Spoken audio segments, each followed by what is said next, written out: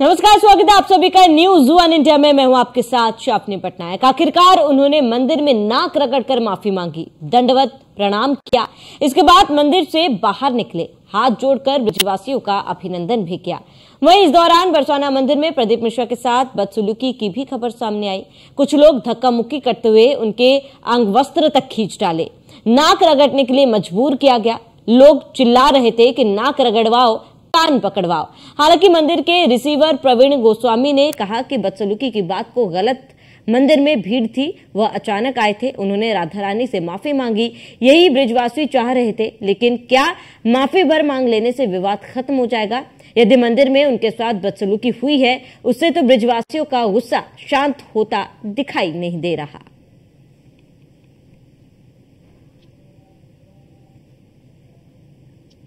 तो प्रदीप मिश्रा पर जहां पर संत समाज में नाराजगी थी, वहीं ब्रजवासियों की तरफ से भी नाराजगी जाहिर की गई थी और लगातार ये कहा जा रहा था जब तक वे माफी नहीं मांगते उन्हें मथुरा के किसी भी मंदिर में प्रवेश नहीं दिया जाएगा। 3 दिन का अल्टीमेटम भी दिया गया था और इसी बीच प्रदीप मिश्रा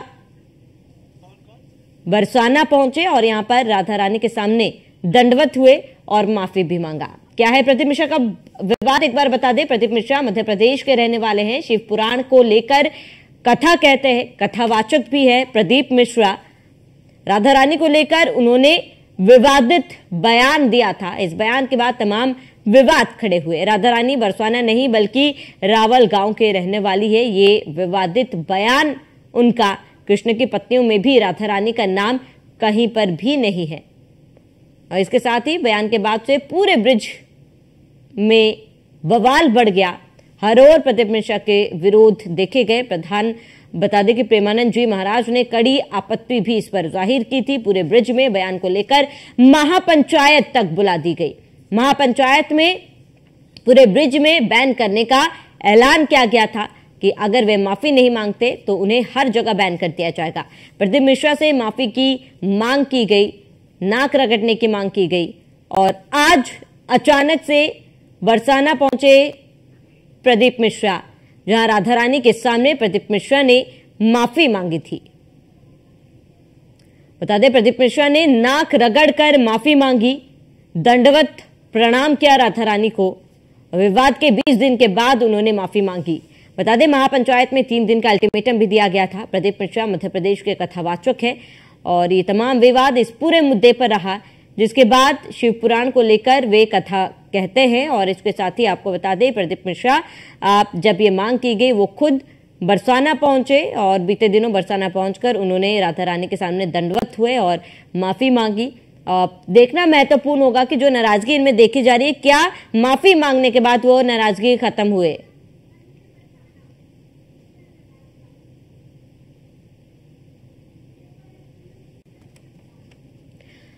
हमारे साथ सुनील सिंह, सचिव मान मंदिर बरसाना जुड़ चुके हैं। Sunil ji, news one India में आपका बहुत बहुत स्वागत है।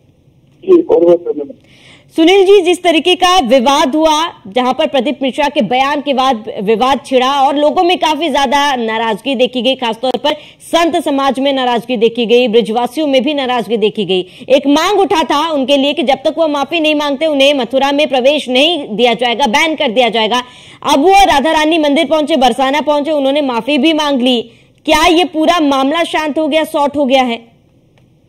असलियत में सभी ब्रजवासियों की यही मांग थी कि उन्होंने राधा नाम पर जो रण छेड़ा है संपूर्ण भारतवर्ष या सोशल मीडिया के माध्यम से विश्व भर में, क्योंकि 8 करोड़ लोग ब्रज में आते हैं केवल राधा रानी के दर्शन करने और गिरिराज की परिक्रमा लगाने, और ज्यादातर उनमें राधा रानी के भक्त हैं।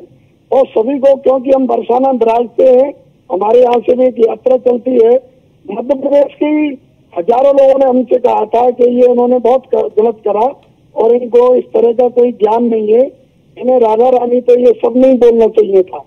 और ज्यादातर जो ब्रज में परिक्रमा करते हैं वो सारी चीजों को जानते हैं। तो मुख्य मांग साधु संत और जितने भी वैष्णव, या हमारे यहाँ 24 तारीख को पंचायत हुई थी, उसमें ये तय हुआ था, क्योंकि राधा रानी का उन्होंने अपमान करा है। अगर वो मंदिर में आके नाक रगड़ते हैं और अपनी गलती को स्वीकार करते हैं तो हम लोग उनको जो ये एक मुद्दा बना हुआ है इससे मुक्त करके, अन्यथा संपूर्ण भारतवर्ष में हम इनकी कहीं कथा नहीं होने देंगे। एक प्लानिंग के तहत यहाँ ब्रज में ही नहीं, ब्रज 84 कोष में नहीं, ये जहां भी किसी तीर्थ में जाएंगे हम वहां विरोध करवाएंगे। बिल्कुल सुनील जी, देखिए क्योंकि ये कहा जाता है कि भगवान के शरण में आप अगर सिर झुकाकर पहुंचते हैं, माफी मांगते तो भगवान भी आपको माफ कर देते हैं। जिस तरीके से मांग की गई थी कि वो दंडवत प्रणाम करे, माफी मांगे, क्या ब्रजवासियों का मन अभी फिलहाल शांत हुआ है? ये इससे ब्रजवासी और युगल उपासक, राधा कृष्ण के उपासकों को बहुत गहरी ठेस पहुंची है। इतनी जल्दी तो मन में से नहीं निकलेगी, परंतु जो हमने 7 दिन का समय दिया था हमारी 24 तारीख की पंचायत में, उसमें जो हमने 7 दिन का समय दिया था, 7 दिन बाद जो हम अगला कदम उठाते उनके विरोध में, वो थम गया है। बाकी इतनी जल्दी मनने से उनकी जो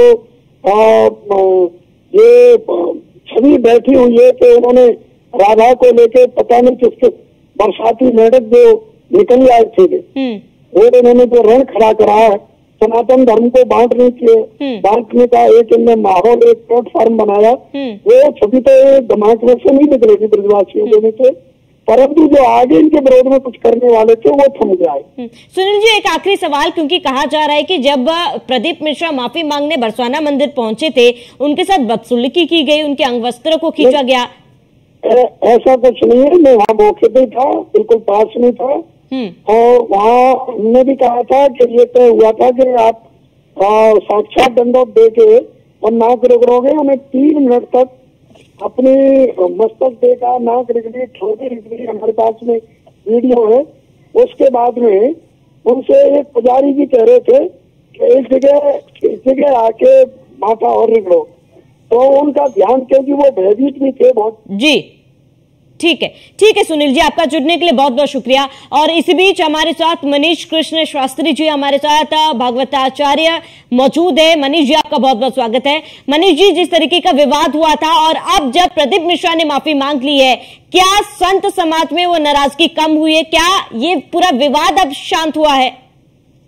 जी, पहले तो मैं आपको बहुत बहुत धन्यवाद देना चाहता हूँ, और दूसरा ये है कि प्रदीप मिश्रा जी ने पहले गलती की थी और हमने, ब्रजवासियों ने, यहाँ के संतों ने, कथावाचकों ने कहा था आप प्रमाण दीजिए। तो इस बात को लेकर हमारी कई बार बहस भी होती रही, फोनों पे बात भी होती रही, बात विवाद बढ़ता रहा। लेकिन अचानक उनका एक संदेश आया, मैसेज, कि हम ब्रज में आना चाहते हैं। तो हमने कहा हम ब्रजवासी आपका स्वागत करेंगे और आप राधा रानी की शरण में आइए। तो वो आए, राधा रानी जी के चरणों में साष्टांग उन्होंने प्रणाम किया और समस्त राधा रानी के साथ साथ समस्त ब्रजवासियों से, संतों से उन्होंने माफी मांगी है। तो जो रोष था उनके प्रति वो तो कम हुआ है, और आगे उनको समझाया भी गया कि इस तरीके से भगवान के प्रति ऐसे शब्द न कहें। तो उन्होंने कहा है कि मेरी वाणी से, मेरे वचन से जो शब्द निकले हैं, मैं दोबारा इस तरह से किसी प्रकार की रिपीटेशन या दोबारा कभी इन शब्दों को नहीं बोलूंगा। तो संतों ने उनका स्वागत सम्मान किया है। जो रोष था वो अब नहीं है ब्रज में उनके प्रति। बिल्कुल मनीष जी, क्योंकि आप यहाँ पर कह रहे कि रोष जो है बिल्कुल शांत हो गया है, लेकिन कई अन्य संत समाज है जो कह रहे कि इस तरीके की आप जो बयानबाजी की गई है, कहीं ना कहीं आप ठेस पहुंचाई है उनके मन को, और ऐसे में जो नाराजगी है उसको कम होने में वक्त लगा, कहीं ना कहीं दिल में उनके लिए मलाल भी है। लेकिन हमेशा हम अक्सर ये कहते हैं कि जब भी हम भगवान के सामने शीश झुकाते हैं और या फिर कोई गलती करते हैं, माफी मांगते हैं, भगवान तुरंत और दिल से माफ कर देते हैं। लेकिन कई लोग ऐसे हैं जो जिनका कहने कि अभी समय लगेगा, वो नाराजगी जो है दूर होने में समय लगेगा।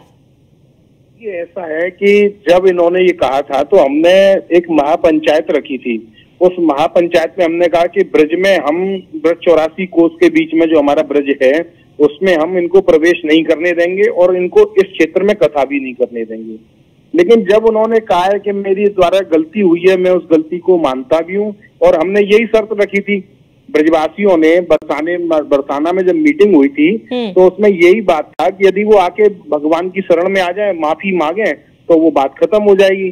तो महापंचायत में भी सब लोगों ने, संत महात्माओं ने यही निर्णय लिया था कि वो एक बार ब्रज में आए, माफी मांगे, और हम लोग तो इस तरीके से। अब देखिए जो उनके द्वारा शब्द हैं, एक मैं आपको एक कहावत बताऊं कि राजस्थान का एक भजन है कि तीर का घाव यदि लगता है, यदि वो भर जाता है, चोट लगती है, भर जाती है, लेकिन वाणी का जो घाव है, वाणी से जो चोट लगती है शब्दों से, वो लंबे समय तक भरती नहीं है। तो वो बात एक ठीक है, लेकिन अब जो ब्रजवासियों में जो रोष है वो थोड़ा क्या बहुत ही कम हुआ है और हमें अच्छा भी लगा, हमने स्वागत भी किया है कि उनने गलती की, उस गलती को स्वीकार भी की। इससे पहले भी पूर्व भी कई एक दो कथावाचक ऐसे बोल चुके हैं, उन्होंने भी आके जब गलती मांगी तो ब्रजवासियों ने उनका स्वागत किया और उनके प्रति जो नाराजगी थी वो कम हो गई है। ठीक है मनीष जी, आपका जुटने के लिए, समय देने के लिए बहुत बहुत शुक्रिया।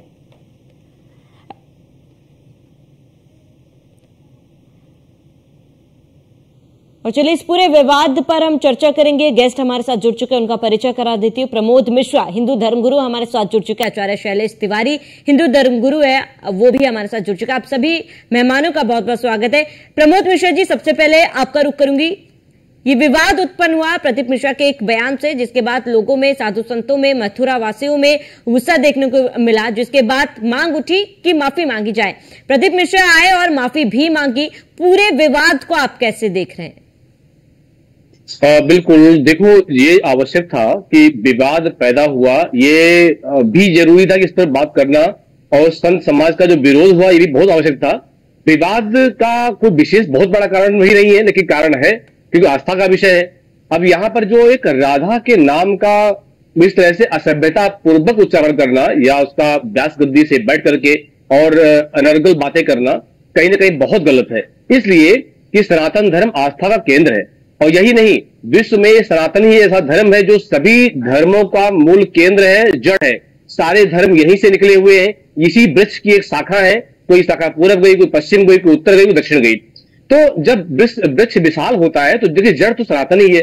अब सनातन के मुख्य देवी देवता की कोई भी व्यास पीठ पर बैठ करके कोई कथावाचक वैसे सनातन धर्म का है, लेकिन व्यास की मर्यादा है, क्या कहना है, कैसे कहना है, किस तरीके से बताना है कि जो भक्त है, जो संत है, जो कथा के श्रोता है, उनको बात समझ में भी आए, लेकिन सनातन का अपमान भी ना हो, किसी देवी देवता के जो है नाम का भी अपमान ना हो, ऐसा ध्यान में रखते हुए किया जाता है।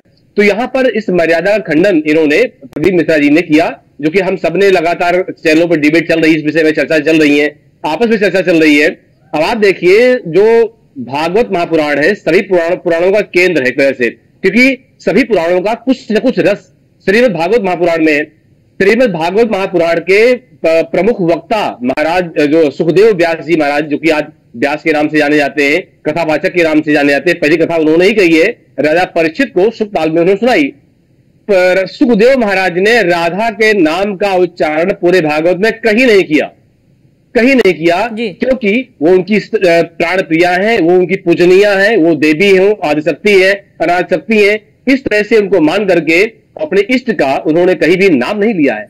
आज देखिए हमारी परंपरा में हम अपने माता पिता का तत्काल नाम नहीं लेते, और किसी से कहना भी होता है, कोई पूछता भी है, तो हम आगे पहले स्त्री लगाएंगे या एक सम्मानित शब्द लगाएंगे, तब आगे हम उनका नाम लेंगे, वैसे नाम लेंगे ही नहीं, किसी संबंध से पुकारेंगे। ऐसे ही सुखदेव महाराज ने राधा जी का नाम कहीं नहीं भागवत में लिया है, ऐसा व्यास लोग कहते हैं, कथावाचक कहते हैं, ऐसा भागवत कहती है।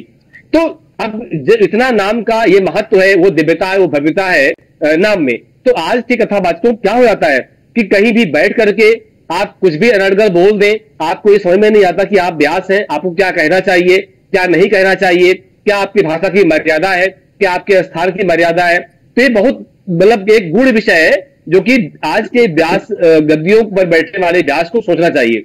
तो मुझे लगता है कि जो अभी ये काम हुआ है कि इनका विरोध करना, ब्रज में ही नहीं पूरे भारतवर्ष में, पूरे भारतवर्ष ही नहीं, सनातन धर्म के मानने वाले लोग जिस भी देश में है, ये हर जगह विरोध हुआ। कि मेरे संपर्क के लोग कई बार होते हैं, चर्चाएं हुई है, बातचीत उस पर भी हुई है कि प्रदीप मिश्रा जी ऐसा क्या कह रहे हैं, भाई ऐसा क्यों कह रहे हैं, क्या उनको हो गया है।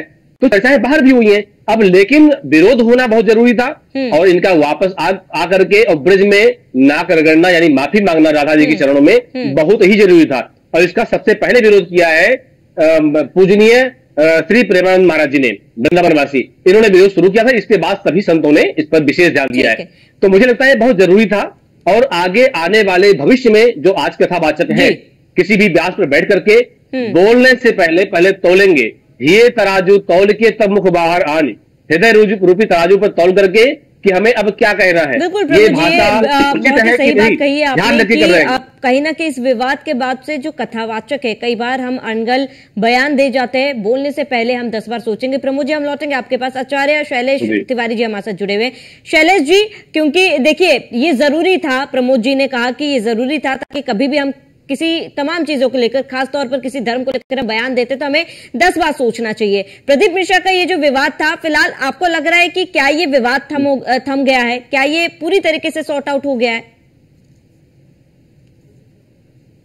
हरे कृष्णा, ऐसा है कि यह विवाद प्रदीप मिश्रा के द्वारा कहे गए बात पर तो थम गई है बात, लेकिन आए दिन कोई ना कोई कथावाचक कुछ भी कह दे और भगवान की निंदा करे। इसके साथ साथ अन्य धर्म के लोग भी, मुसलमान लोग भी आमतौर से हमारे देखते हैं देवी देवताओं की कड़ी निंदा कर देते हैं या फोटो के ऊपर खिलवाड़ कर देते हैं। तो इन सब के लिए भारत में एक ईश निंदा कानून बनना चाहिए।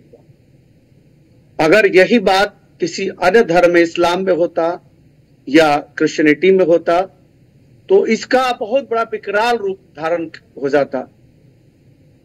बहुत आसान है हिंदू धर्म के होकर के और हिंदू धर्म के ऊपर उंगली उठाना अथवा हमारे इष्ट के ऊपर, देवी देवताओं के ऊपर उनकी चर्चा करना। यह बहुत ही दुखदाई है कि आजकल बहुत सारे ऐसे कथावाचक हैं जिसका जन्म कोरोना काल में हुआ है, यूट्यूब के द्वारा हुआ है। यूट्यूब पर वीडियो बनाया, मैनेजमेंट किया। वीडियो जब कोरोना काल में पूरी दुनिया त्रस्त थी, परेशान थी, तो धार्मिक चीजें देखने लगी। कहीं कोई बाहर नहीं निकलता था तो सिर्फ यूट्यूब पर देखता था लोग, लाखों फॉलोअर बन गए। और ऐसे सो कॉल्ड प्रदीप मिश्रा हुए या और भी ऐसे बाबाओं का जन्म हो गया है, जिसमें धीरेन्द्र शास्त्री भी हैं, प्रेमानंद जी भी हैं, जिन्होंने यूट्यूब के माध्यम से पब्लिक के बीच जा करके अपना प्रभाव दिखाया है। लेकिन आज जरूरत है सबकी ज्ञान की परख की। कोई पैमाना होना चाहिए। बिल्कुल। कोई बात उठ करके बाबा बन गया, कोई 16 साल का है, कोई 18 साल का है, कोई बताता है कि ए हो गया, कोई हो गया। कोई भी बाबा बन जाता है और आकर के प्रवचन देना शुरू कर देता है। उसकी पैमाना होना चाहिए। भगवान, हमारी देवी आराध्या मां राधा राज राजेश्वरी देवी है, उनके ऊपर जिस प्रकार का उन्होंने आघात किया, यह निश्चित तौर पर दंडनीय अपराध था। लेकिन क्षमा उन्होंने मांगा।